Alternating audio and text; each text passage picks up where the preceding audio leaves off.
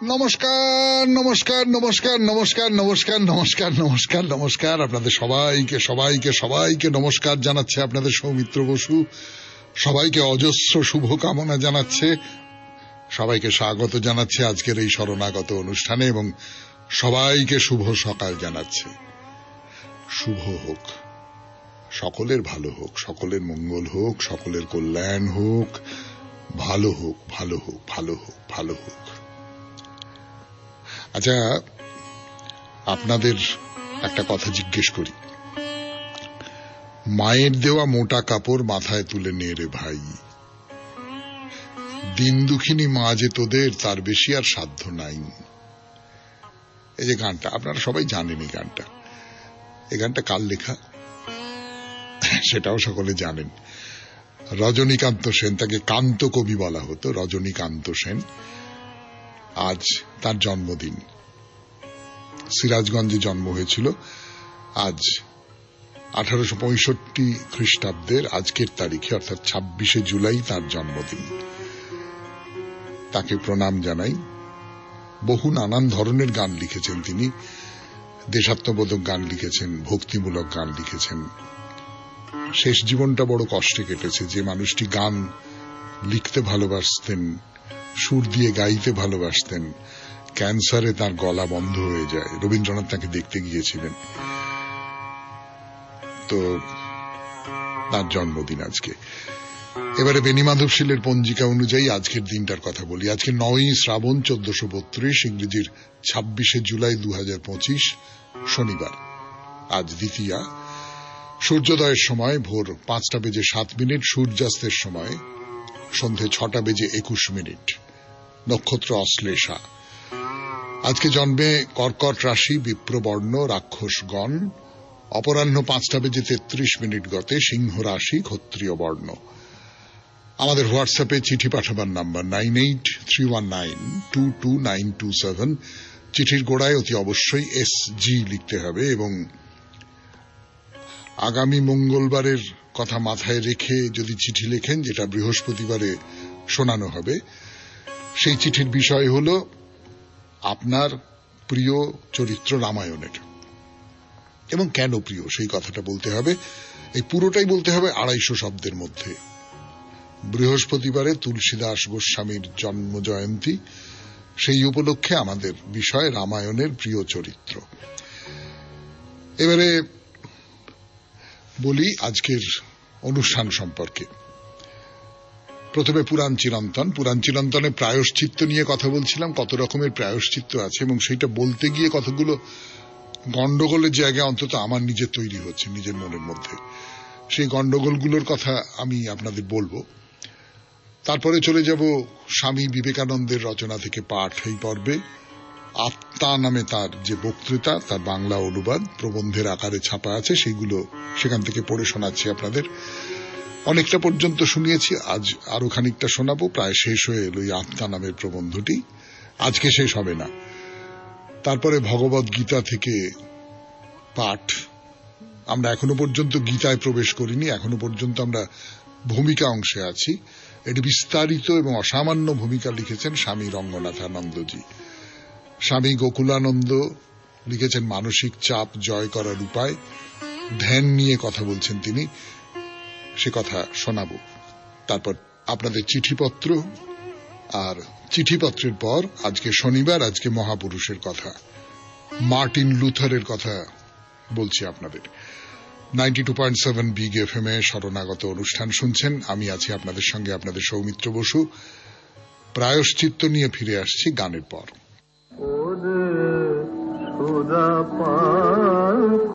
গানের পর ফিরে এলো আপনাদের সৌমিত্র বসু 92.7 বিগ FM এ শরণাগত অনুষ্ঠানে। পুরাণ চিরন্তন, প্রায়শ্চিত্ত। এই যে প্রায়শ্চিত্ত নিয়ে নানান রকমের বিধান সব দেওয়া হয়েছে, এই বিধানের মধ্যে কোথাও একটা গন্ডগোল আছে বলে আমার নিজের মনে হচ্ছে। যেমন ধরুন, প্রায়শ্চিত্ত একটা প্রায়শ্চিত্ত, ব্রহ্মহত্যার প্রায়শ্চিত্তের কথা হচ্ছে যে তুমি মৃত্যুবরণ করবে। কেউ একটা অস্ত্র তুলেছে, সেই অস্ত্র তোলা ব্যক্তির সামনে হঠাৎ গিয়ে দাঁড়াবে যাতে করে তার অস্ত্র তোমাকে আঘাত করে এবং তুমি মারা যাও। মাথা নামিয়ে 3 বার আগুনে ঝাঁপ দেবে, তাতে করে তোমার মৃত্যু হবে। কিন্তু আবার এই রকম কথাও বলা হচ্ছে যে ধন ঐশ্বর্য গৃহ যা আছে যথাসর্বস্ব একজন বেদজ্ঞ ব্রাহ্মণকে দান করলে তোমার প্রায়শ্চিত্ত হয়ে গেল। বা যে মানুষ ব্রহ্ম হত্যা করেছে সে যদি 6 বছর ধরে কৃচ্ছ ভোজন করে বা এক মাসে এক করে পরাগ ব্রত বলে একটা ব্রত পালন করে, তাহলে তার প্রায়শ্চিত্ত হয়ে গেল। তাহলে মৃত্যু এবং তার বিকল্প হিসেবে এইগুলো কিন্তু আছে। মানে একটা হতে পারে তুমি মরে যাও, আর একটা হতে পারে তুমি তোমার সমস্ত ধন সম্পত্তি দিয়ে দাও, বাড়ি ঘর যা কিছু আছে সব দিয়ে একেবারে নিঃস্ব হয়ে যাও। আবার আর একটা উপায় আছে যেখানে তুমি কিছু ব্রত পালন করো। এই সবকটা একসঙ্গে কি করে, মানে আমাদের যে আইনের ধারণা তাতে করে তো এই অপরাধের এই শাস্তি হয়, কিন্তু এইটা একটু কিরকম গন্ডগোল লাগছে না, কিরকম একটা মনে হচ্ছে। যাই হোক, আমি অন্য আরো কিছু প্রায়শ্চিত্তের কথা বলি যেগুলো ব্রহ্ম হত্যার পাপ থেকে মুক্ত করে দেবে। যেমন অশ্বমেধ যজ্ঞ করলে ব্রহ্ম হত্যার পাপ থেকে মুক্ত হবে। একজন ব্রাহ্মণকে রক্ষা করার জন্য ব্রহ্ম হত্যাকারী যদি যুদ্ধে মৃত্যুবরণ করে তবে ব্রহ্ম হত্যার পাপ থেকে সে মুক্ত হতে পারবে। অর্থাৎ তুমি একজনকে মেরেছিলে, তার বদলে তুমি একজনকে রক্ষা করবার জন্য নিজের প্রাণ দিলে। উপযুক্ত পাত্রে 1 লক্ষ গরু দান করলে ব্রহ্ম হত্যার পাপ থেকে মুক্তি পাবে। মানে যার 1 লক্ষ গরু আছে, বড় লোক, সে ব্রহ্ম হত্যার পাপ থেকে মুক্ত হতে পারে। আর যে অত বড় লোক নয় সে অধমুখে আগুনে ঝাঁপ দেবে, কি অস্ত্রের সামনে গিয়ে পড়বে। 25,000 স্বর্ণবর্ণ এবং বহু দুগ্ধপতি সুপাত্রে দান করলেও ব্রহ্ম হত্যার পাপ থেকে মুক্ত হওয়া যায়। মানে ব্রাহ্মণকে কিছু দাও, অনেক দাও, ব্রহ্ম হত্যা বলে কথা তো, অনেক দাও, তাহলে তুমি ব্রহ্ম হত্যার পাপ থেকে মুক্ত হবে। এগুলো মহাভারতে যা দেওয়া রয়েছে, মনুসংহিতাতেও মোটামুটি সেই রকমটাই দেওয়া রয়েছে। 92.7 বিগ FM এ শরণাগত অনুষ্ঠানে শুনছেন প্রায়শ্চিত্তের কথা। ফিরে আসছি গানের পর। অনুষ্ঠানে মনুসংহিতার কথা। মনুসংহিতা আপনারা জানেন খানিকটা রক্ষণশীল ভাবনা পোষণ করে। তো সেই মনুসংহিতায় মহাপাতক হিসেবে 4টে দুষ্কর্ম বা পাপকর্মের উল্লেখ করা হয়েছে। এগুলো মোটামুটি একই রকমের দুষ্কর্ম, ভেবে দেখুন কি কি। প্রথম হচ্ছে ব্রহ্ম হত্যা। সে তো বোঝা গেল, ব্রাহ্মণকে হত্যা করা খুব খারাপ, কোনো সন্দেহ নেই। ব্রাহ্মণ একটা আলাদা মর্যাদা পেতেন তখন, সেই সূত্রে ব্রাহ্মণকে হত্যা করা একটা বড় রকমের পাপ। 2 নম্বরটা হচ্ছে সুরাপান। মদ্যপান করতে পারবে না, মদ্যপানটা ব্রহ্ম হত্যার মতনই খারাপ একটা ব্যাপার। 3 নম্বর হচ্ছে চুরি করা, এবং 4 নম্বর হচ্ছে গুরু পত্নী গমন, অর্থাৎ গুরুর পত্নীর প্রতি আকর্ষণ বোধ করা এবং তার সঙ্গে সম্পর্কে লিপ্ত হওয়া। এর পেছনে একটা সামাজিক ইতিহাস আছে বলে আমার নিজের মনে হয়েছে। যদি ভুলভাল বলে থাকি তাহলে আপনারা একটু সংশোধন করে দেবেন। এই যে ধরুন, এই যে তারার প্রতি চন্দ্র আসক্ত হন এবং তারাও আসক্ত হন, এই যে অর্থাৎ গুরু তিনি যাজন নিয়ে থাকেন, শাস্ত্র চর্চা নিয়ে থাকেন, তার হয়তো বয়সও হয়েছে বেশ খানিকটা, যৌবনবতী স্ত্রী তার ঘরে, কোন একটি ছাত্রের সঙ্গে তার একটা সম্পর্ক তৈরি হয়ে গেল, সেইটা কিন্তু ভয়াবহ পাপ। এইটা মনুসংহিতা এইরকম করে বলছেন যে ব্রহ্ম হত্যা সুরাপানং স্তেয়ং গুর্বঙ্গনাগম মহান্তি পাতকান্যহু সংসর্গশ্চাপি তৈ সহ।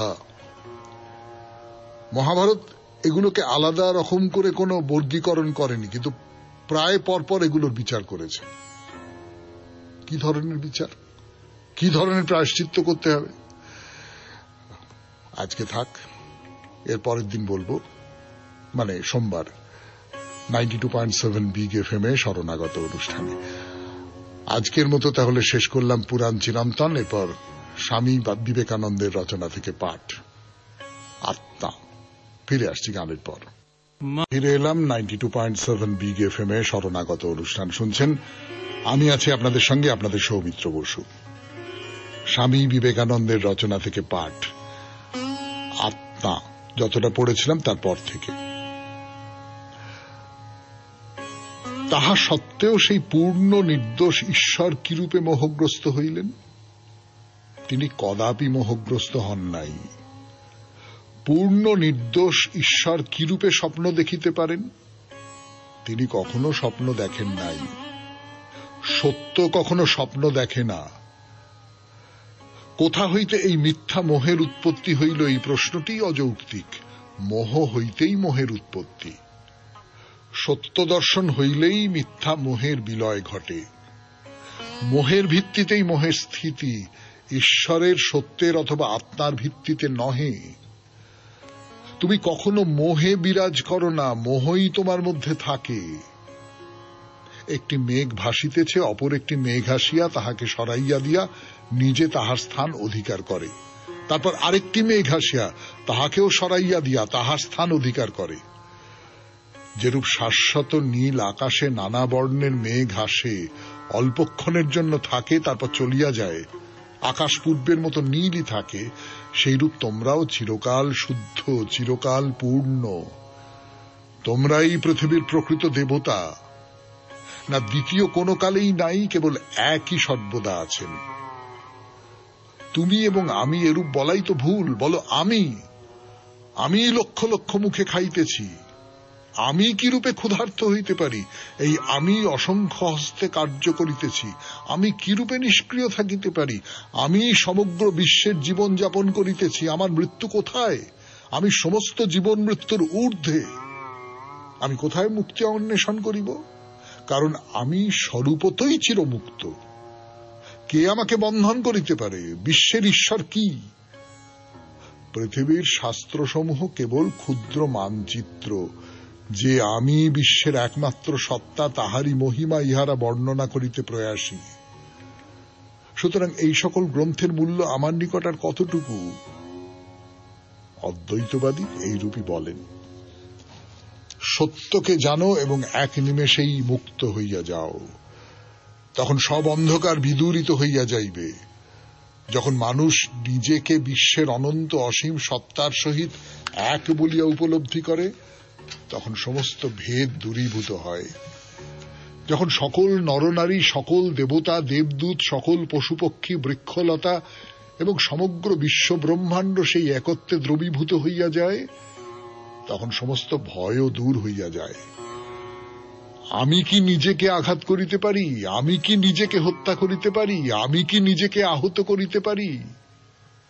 কাহাকে ভয় করিব? তুমি কি কোনোদিন নিজেকেই ভয় করিতে পারো? তখন সকল দুঃখ দূর হইয়া যাইবে। কি আমার দুঃখের কারণ হইতে পারে? আমি তো পৃথিবীর একমাত্র সত্তা। তখন সকল ঈর্ষা দূর হইয়া যাইবে। কাহাকে আমি ঈর্ষা করিব? নিজেকে। তখন সকল মন্দ ভাব দূর হইয়া যাইবে।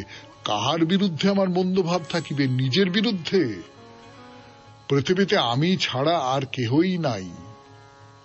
অদ্বৈতবাদী বলেন যে ইহাই হইল জ্ঞানের একটিমাত্র পন্থা। জগতে যে বহু আছে, সেই ভেদ, সেই কুসংস্কার ধ্বংস করিয়া ফেল। এই বহুত্বপূর্ণ জগতে সেই এককেই যিনি দর্শন করেন, এই জড় জগতের মধ্যে সেই চেতন সত্তাকেই যিনি দর্শন করেন, এই ছায়াময় পৃথিবীতে সেই সত্যকেই যিনি ধারণ করেন, তিনি শাশ্বত শান্তি লাভ করেন। অন্য কেহ নহে, অন্য কেহই নহে। শুনলেন স্বামী বিবেকানন্দের রচনা থেকে পাঠ, 92.7 বিগ এফএম এ শরণাগত অনুষ্ঠানে। এবারে স্বামী রঙ্গনাথানন্দজি, ভগবদ গীতা। বিবেকানন্দের রচনা থেকে পাঠের পর আবার স্বামী বিবেকানন্দ। এবারে ভগবদ গীতার যে ব্যাখ্যা করছেন স্বামী রঙ্গনাথানন্দজি, সেই ব্যাখ্যায় স্বামী বিবেকানন্দের প্রসঙ্গ এসেছে। যখন তিনি ইউরোপে এবং আমেরিকায় ছিলেন, সেই সময়ে তার যে শিষ্যরা, তারা তাকে তার গুরুর সম্পর্কে কিছু বলবার জন্য অনুরোধ করেন এবং স্বামী বিবেকানন্দ একটি অসাধারণ বক্তৃতা দেন মাই মাস্টার নামে। সেই মাই মাস্টারের কথা লিখছেন স্বামী রঙ্গনাথানন্দজি, পড়ে শোনাই আপনাদের। সেই বক্তৃতার সূচনায় রয়েছে শঙ্করের এই উক্তিটি, অবস্থা যখন নিয়ন্ত্রণের বাইরে চলে যায় এবং সমাজ হয়ে ওঠে দুর্নীতিগ্রস্ত, তখন নৈতিক মূল্যবোধগুলি পুনঃসংস্থাপনের জন্য এক মহাশক্তি প্রকটিত হন। এইভাবে স্বামীজি বক্তৃতাটি শুরু করেছেন। সুন্দর ইংরেজিতে দেওয়া অসামান্য এই বক্তৃতাটিতে রয়েছে মহান এক আচার্যের অনুপম একখানি চরিত্রায়ন। পূর্বাশ্রমে ছাত্রাবস্থায় এবং রামকৃষ্ণ সংঘের ব্রহ্মচারী অবস্থায় আমি নিশ্চিতভাবে এই বক্তৃতাটি 12-25 পড়েছি। সকল দৃষ্টিকোণ থেকে এটি এতটাই অনন্য সাধারণ। স্বামীজি শুরু করেছেন এইভাবে, ভগবান শ্রীকৃষ্ণ শ্রীমদ্ ভগবদ গীতায় বলেছেন, যখনই ধর্মের প্রভাব কমে যায় ও অধর্মের প্রভাব বাড়তে থাকে, তখনই আমি মানব জাতিকে সাহায্য করবার জন্য জন্মগ্রহণ করি।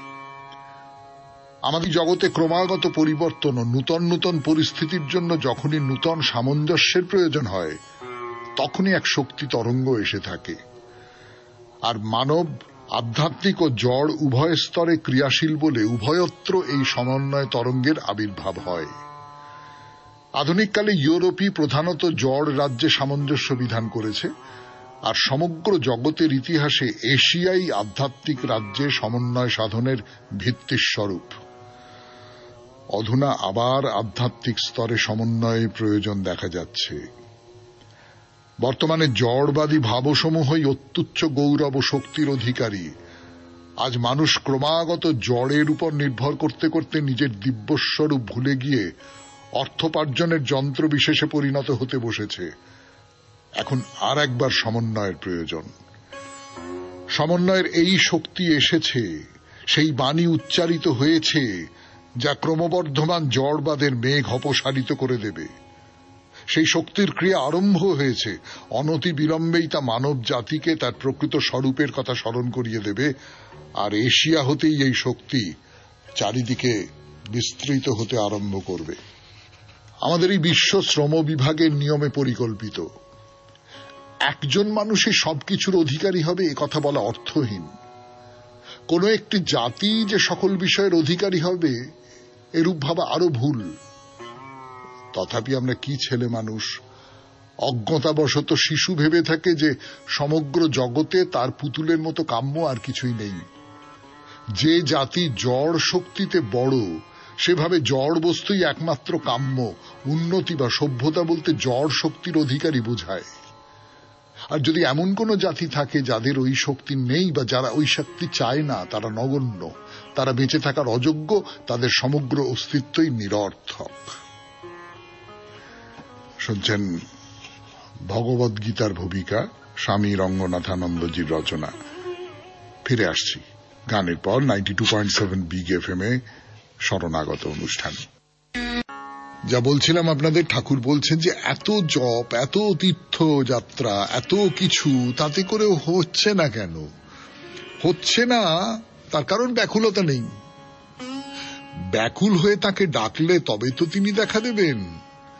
আমি ডাকতে হয় বলে ডাকছি, সেই ডাকা একরকম। আর আমি সত্যি সত্যি তাকে চাই বলে ডাকছি, সেই ডাকাটা আর এক রকম। তো আমরা সাধারণভাবে যেটা ওই সকালবেলায় যে গোপালকে একটু জল বাতাসা দিলাম, আমি সত্যি বিশ্বাস করলাম যে গোপালকে আমি এই জল বাতাসাটা দিলাম, এইটা গোপাল খাবে। এটা বিশ্বাস করলাম, আমি গোপালকে তার শরীর নিয়ে দেখতে পাচ্ছি। আমি কৃষ্ণকে, আমি শিবকে, আমি মা কালীকে, আমি দুর্গাকে আমি সত্যি সত্যি অনুভব করতে পাচ্ছি। নাকি ওটা একটা প্রথা, যেমন রান্না করি, চাই কাপে চিনি দিই, সেই রকম করে ওটাও আমার একটা কৃত্য, এইরকম করে দেখছি। এইরকম করে যদি দেখি তাহলে তো এর কোনো মানে নেই, তাই না? তো ভারী চমৎকার করে ঠাকুর একটা কথা বলছেন, সে কথা বলবার জন্য ফিরে আসছি গানের পর 92.7 বিগ এফএম এ শরণাগত অনুষ্ঠানে। পর ঠাকুর কি বলছেন? ঠাকুর বলছেন যে যাত্রার গোড়ায় অনেক খচমচ খচমচ করে, নানা রকম বাজনা বাদ্যি হচ্ছে, এই হচ্ছে ওই হচ্ছে, খচমাচ খচমাচ করে খঞ্জনি বাজছে, ঢোল ঢাক এ সমস্ত বাজছে, বাঁশি বাজছে, নানান কিছু হচ্ছে গোড়ার দিকটায়। তখন কৃষ্ণকে দেখা যায় না। তারপরে নারদ ঋষি যখন ব্যাকুল হয়ে বৃন্দাবনে এসে বীণা বাজাতে বাজাতে ডাকে আর বলে, প্রাণ হে গোবিন্দ মম জীবন, তখন কৃষ্ণ আর থাকতে পারেন না, রাখালদের সঙ্গে সামনে আসেন আর বলেন, ধবলি রও ধবলি রও। তাহলে ভারী চমৎকার একটা উপমা, কিন্তু এটা মানে অসাধারণ একটা উপমা। গোড়ার দিকে অনেক সব আয়োজন হচ্ছে, নানান রকম এটা ওটা সেটা, গান বাজনা নানান কিছু হচ্ছে, তখন কৃষ্ণ আসছেন না। কিন্তু একলা একজন মানুষ যখন নির্জনে এসে ডাকছে, ওই সে মধুসূদন দাদাকে ডাকার মতো, জঙ্গলের মধ্যে গভীর ব্যাকুলতা এবং গভীর বিশ্বাস থেকে ডাকছে যে মধুসূদন দাদা মধুসূদন দাদা। মধুসূদন দাদা আসছে, এসে তাকে বাঁচিয়ে দিচ্ছে। এই যে ব্যাকুলতাটা, এই যে অপাপবিদ্ধ ব্যাকুলতা যাকে বলে, এই যে সরল একটা ব্যাকুলতা যাকে বলে, সেই সরল ব্যাকুলতা এইটা পেতে হবে। এইটা হলে ওই তীর্থ তীর্থ ইত্যাদি ইত্যাদি কোনো মানে হয় না।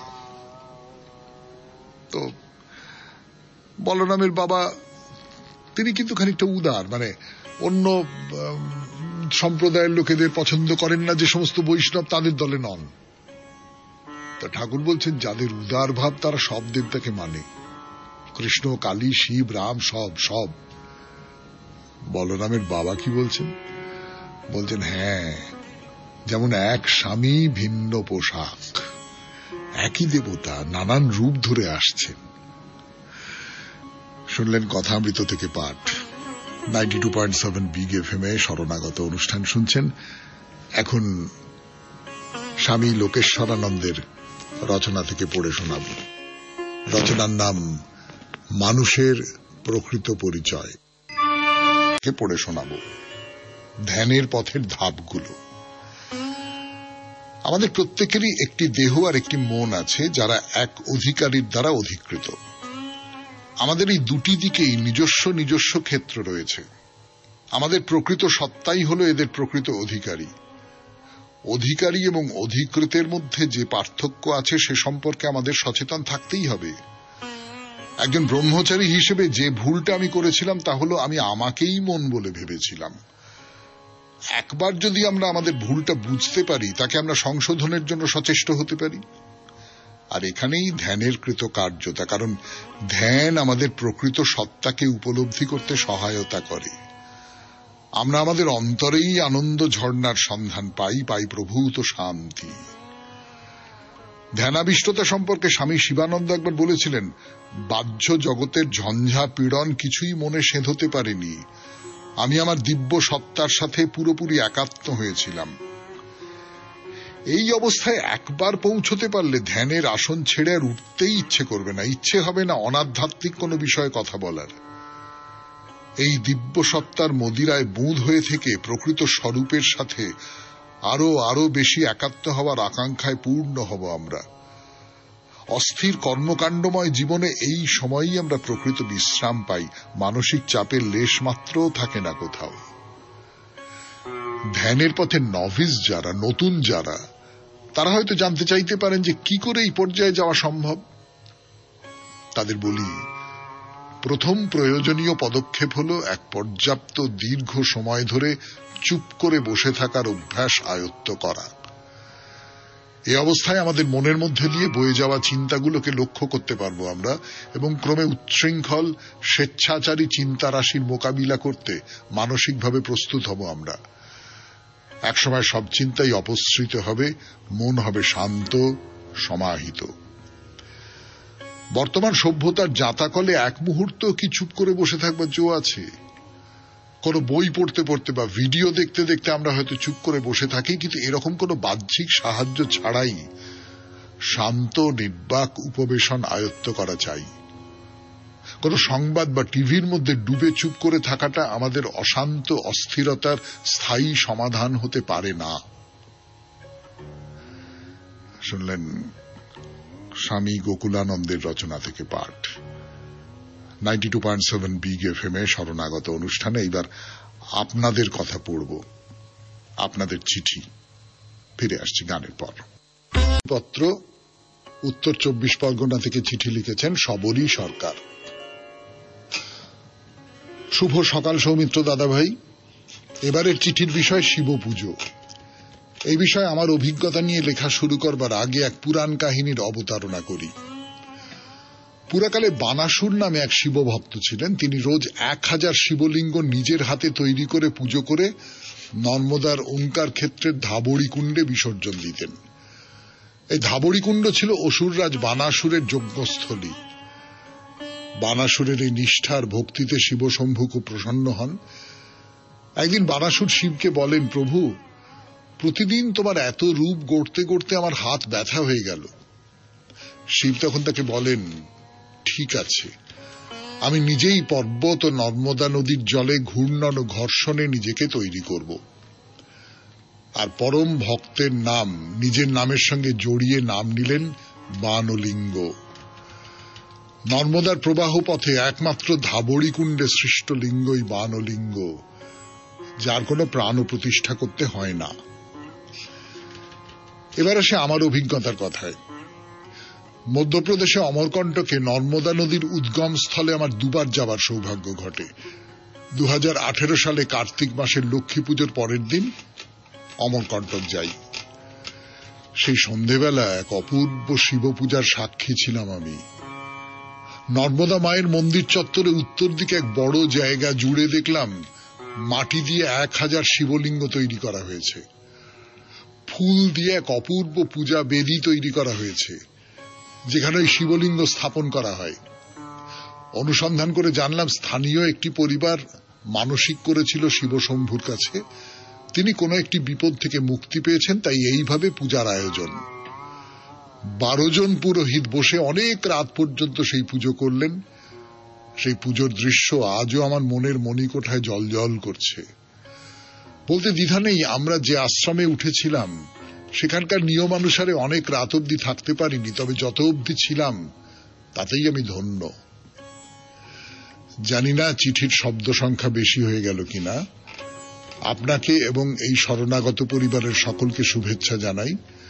নমস্কারান্তে, সবরী সরকার, উত্তর 24 পরগনা। না সবরী দেবী, চিঠির শব্দ সংখ্যা খুব বাড়েনি। আপনাকে অনেক ধন্যবাদ আপনার অভিজ্ঞতার কথা জানানোর জন্য। সেই অভিজ্ঞতা আমি জানলাম এবং সেই সঙ্গে সঙ্গে এই শরণাগত পরিবারের সকলে জানলেন, এবং এইভাবে অন্যের অভিজ্ঞতা নিয়েই তো আমাদের অভিজ্ঞতা একটা বড় জায়গায়, বিস্তৃত জায়গায় পৌঁছে যেতে পারে। অনেক ধন্যবাদ আপনাকে। এইবার তাহলে আজ শনিবার মহাপুরুষের কথা, মার্টিন লুথারের কথা। ফিরে আসছি গানের পর।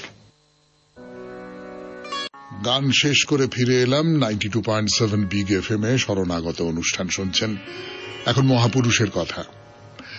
বেশ কিছুদিন ধরে মার্টিন লুথার, তার কথা বলছি আপনাদের, যাকে বলতে পারি ধর্মবিদ্রোহী।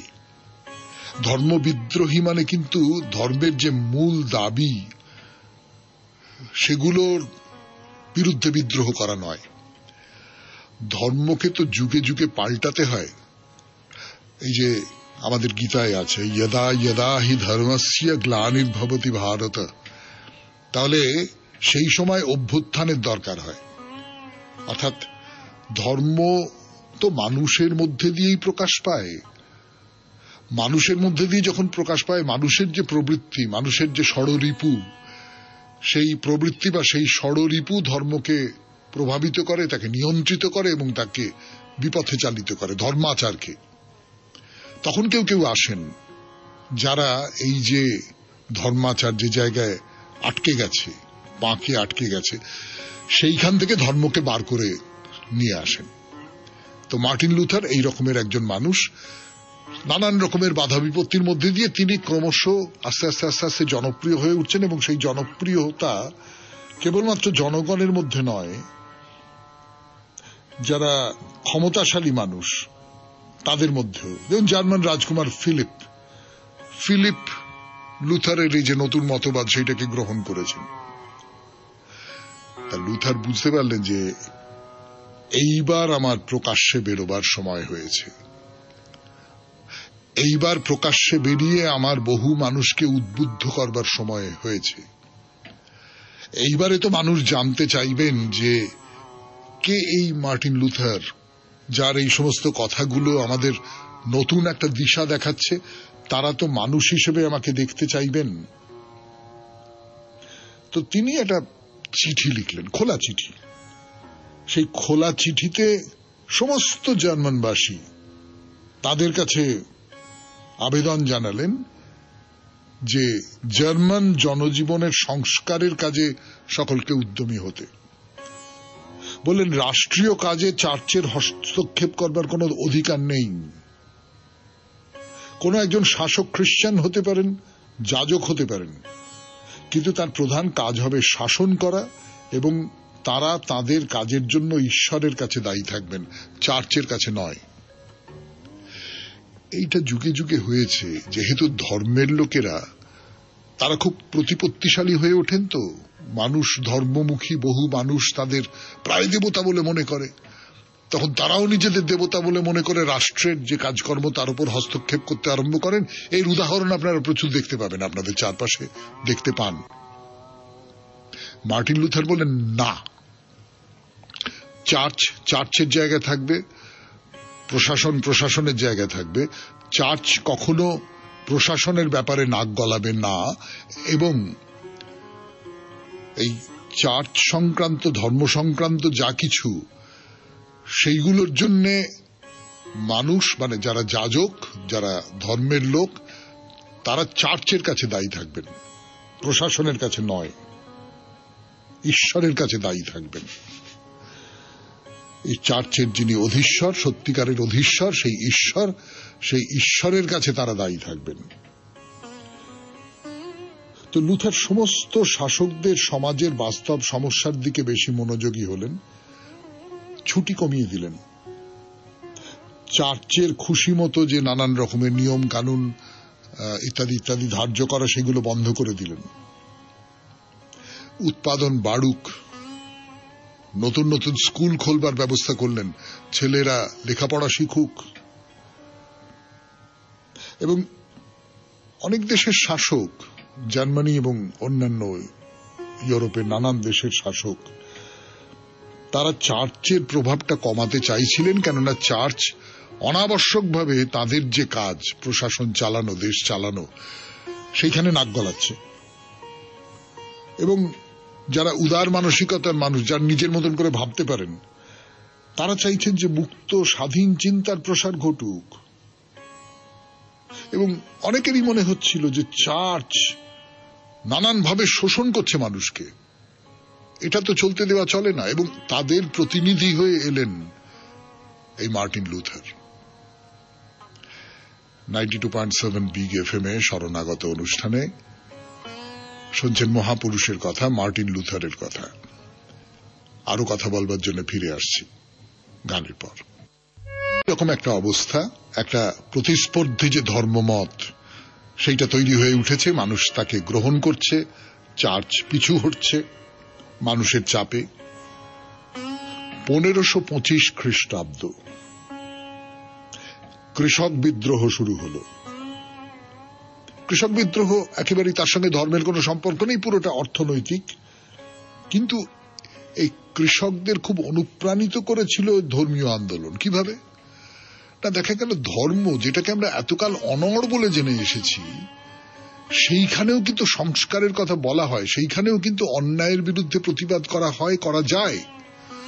তাহলে আমরাই যে যুগ যুগ ধরে নিপীড়িত হয়ে আছি, আমরা প্রতিবাদ করতে পারবো না কেন?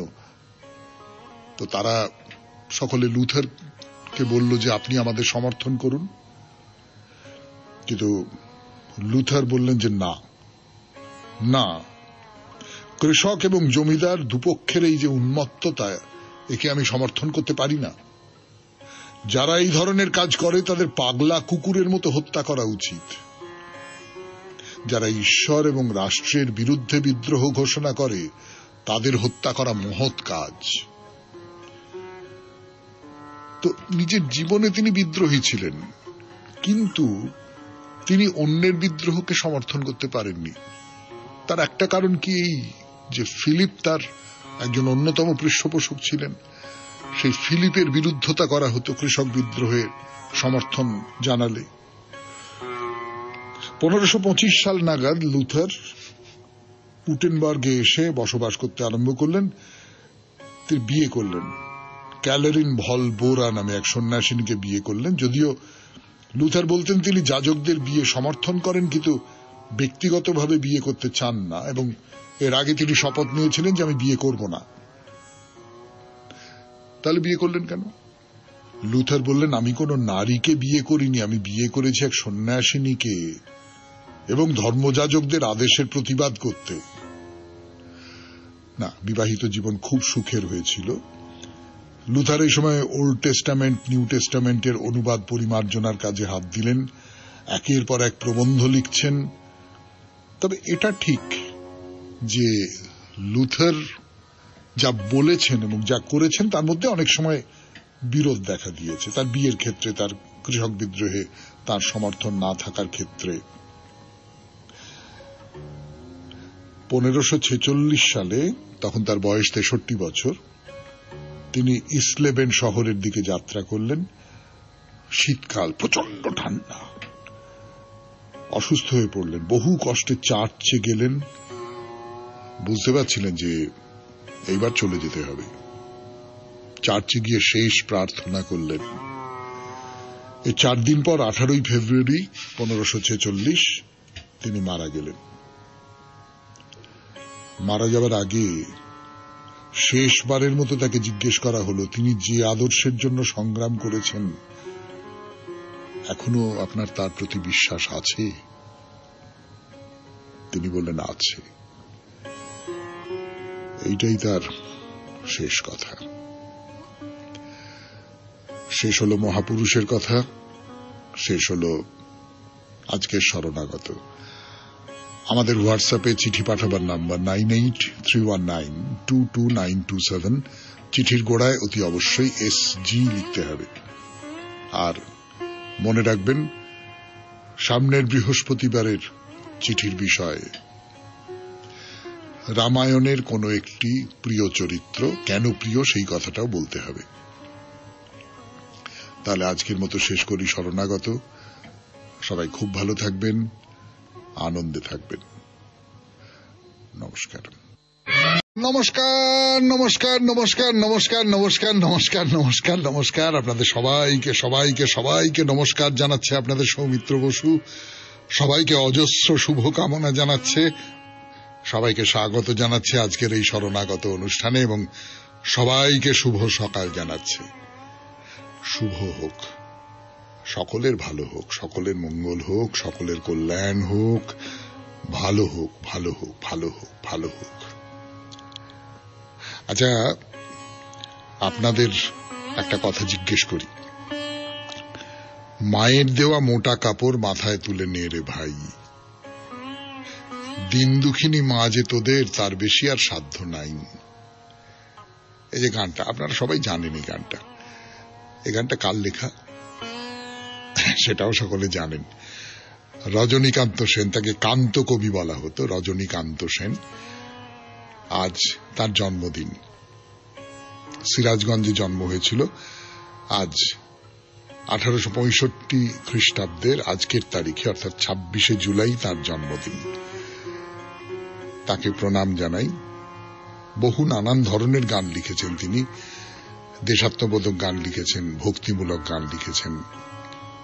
শেষ জীবনটা বড় কষ্টে কেটেছে। যে মানুষটি গান লিখতে ভালোবাসতেন, সুর দিয়ে গাইতে ভালোবাসতেন, ক্যান্সারে তার গলা বন্ধ হয়ে যায়। রবীন্দ্রনাথ তাকে দেখতে গিয়েছিলেন।